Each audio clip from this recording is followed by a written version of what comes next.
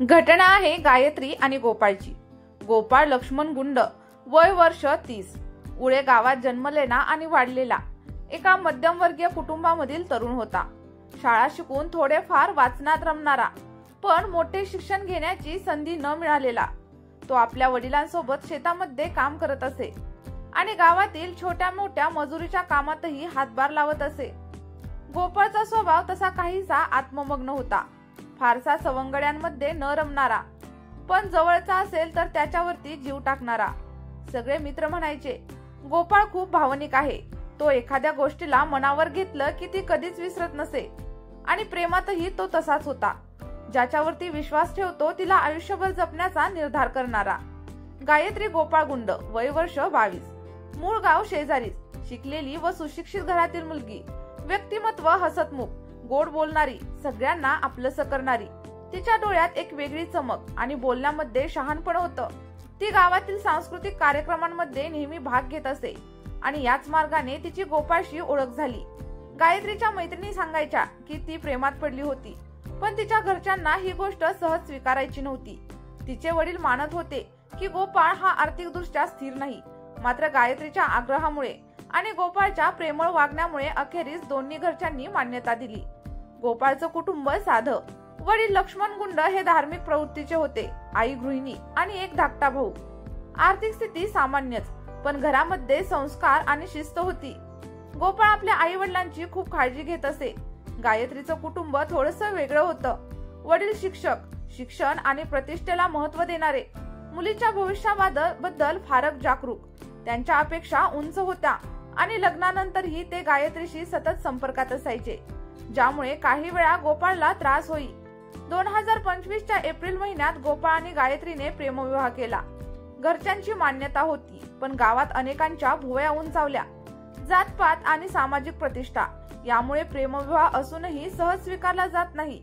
तरीही दोघांनी हे सगळं बाजूला सारून मोठ्या थाटामाटात लग्न केलं, सर्व गावकऱ्यांच्या उपस्थितीमध्ये।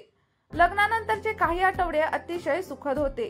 दोघेही एकमेकांमध्ये रमले होते। घरातील मंडळीही आनंदात होती। गावकरी म्हणायचे, यांचं प्रेम खरंच आहे, मात्र संसार हा फक्त प्रेमाने नाही तर अनेक जबाबदाऱ्यांनी भरलेला असतो। त्या जबाबदाऱ्या दोघांनाही पेलता आल्या नाहीत। शेवटच्या काही आठवड्यात त्यांच्या नात्यात तणाव वाढू लागला। किरकोळ गोष्टीवरून वाद व्हायचे।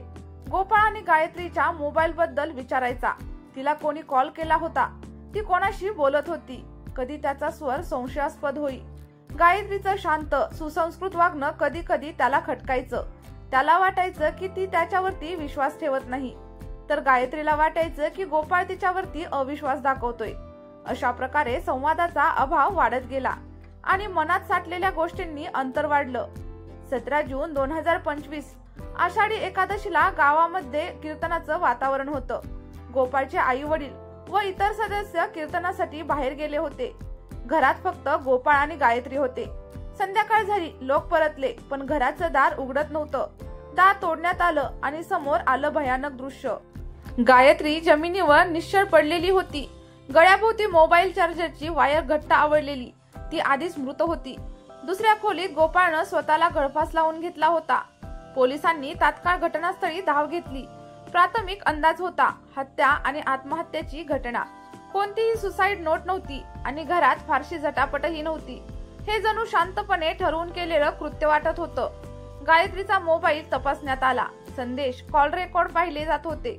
मित्र, मैत्रिणी, नातेवाईक कोणीही सांगू शकत नव्हतं की गोपाळनं इतकं टोकाचं पाऊल का उचललं।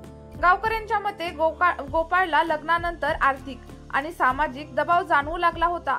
गायत्रीचं शिक्षण, तिच्या घरच्यांच्या अपेक्षा आणि तिचं थोडंसं स्वतंत्र वागणं, हे सगळं काही त्याला स्वीकारता आलं नाही।